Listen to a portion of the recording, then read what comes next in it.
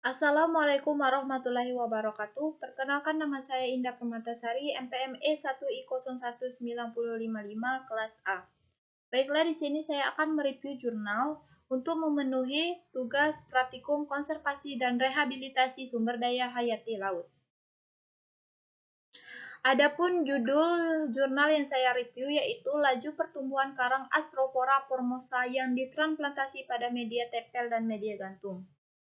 Tahun pembuatan 2020, penulis Runtewene SM Menembu IS Mamangke NG Remengan AP Faransede dan Sambaliha. Jurnal Pesisir dan Tropis, volume 8 nomor 1 halaman 98 sampai dengan 105.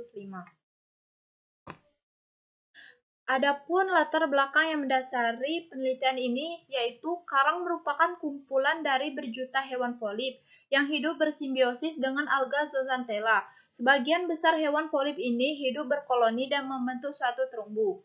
Terumbu karang merupakan ekosistem yang kaya akan keanekaragaman biota di dalamnya. Namun demikian, ancaman kerusakan meningkat bersama tekanan yang masuk ke dalam perairan.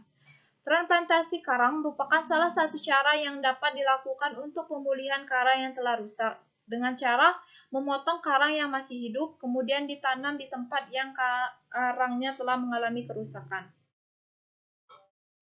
Lalu metode penelitian. Dalam penelitian ini memiliki beberapa metode penelitian.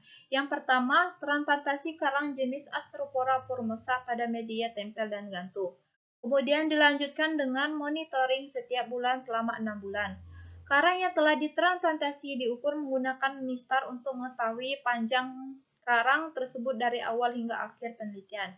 Dan selanjutnya data tersebut dianalisis menggunakan Microsoft Excel.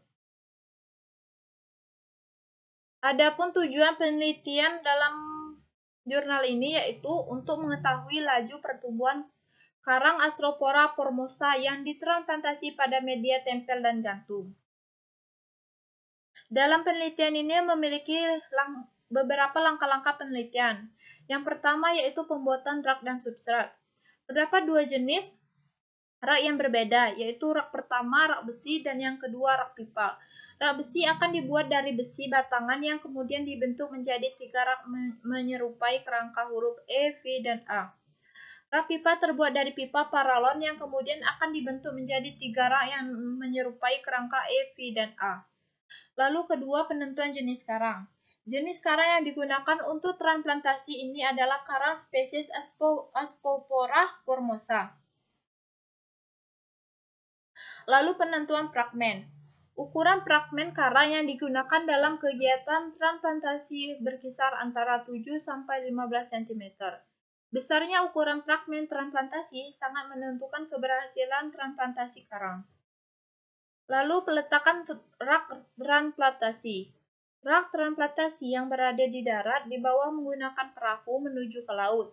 Setelah sampai di lokasi, rak transplantasi tersebut akan dibawa hingga ke dasar perairan pada kedalaman 7-9 meter dengan menggunakan bantuan alat selam untuk pernapasan di dalam air. Kemudian diletakkan sejajar antara rak satu dengan rak lainnya. Lalu pengambilan bibit dari induk karang. Induk karang yang digunakan diambil dari lokasi yang berbeda dekat dengan lokasi transplantasi. Induk tersebut difragmentasi menggunakan tang menjadi koloni yang terpotong atau fragmen. Lalu pemasangan fragmen. Untuk rak pipa, fragmen karang yang telah dikumpulkan diikat menggunakan tis pada masing-masing besi yang terdapat pada setiap substrat semen. Sedangkan pada rak besi, fragmen karang diikat pada senar yang digantung. Lalu pengamatan pertumbuhan karang dan analisis. Data pengamatan dilakukan setiap bulan dengan cara mengukur panjang karang yang ditransplantasi menggunakan mistar untuk mengetahui pertumbuhan karang. Selanjutnya, hasil dan pembahasan.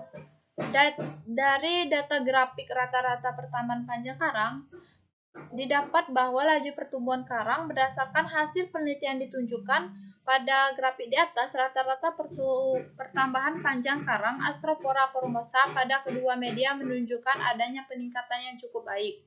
Rata-rata pada media tempel mengalami peningkatan pada bulan pertama hingga bulan ketiga. Bulan pertama 0,1 cm, bulan kedua 0,8 cm, bulan ketiga 1,4 cm. Pada bulan keempat mengalami penurunan, yaitu menjadi 1 cm. Dan pada bulan kelima kembali meningkat, yaitu 1,2 cm. Hal yang sama juga terjadi pada media gantung, di mana pada bulan pertama hingga bulan ketiga, rata-rata pertamaan panjang karang mengalami peningkatan, yaitu 0,1 cm, 2 cm, 2,8 cm. Namun mengalami penurun pada bulan keempat, yaitu 2,3 cm. Dan kembali meningkat pada bulan kelima, yaitu 3,4 cm.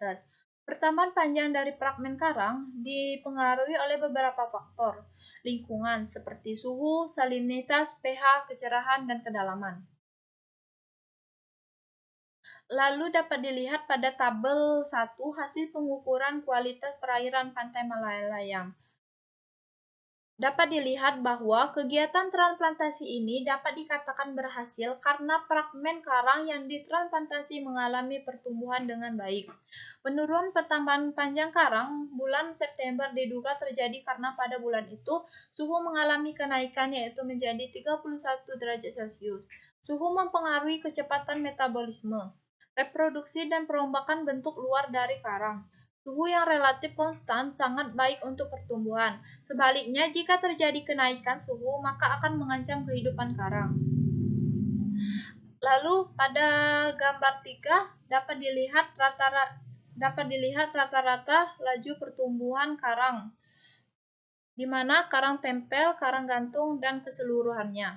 Rata-rata laju pertumbuhan karang Arthropoda formosa pada media gantung menunjukkan nilai yang lebih tinggi, yaitu 1,8 cm.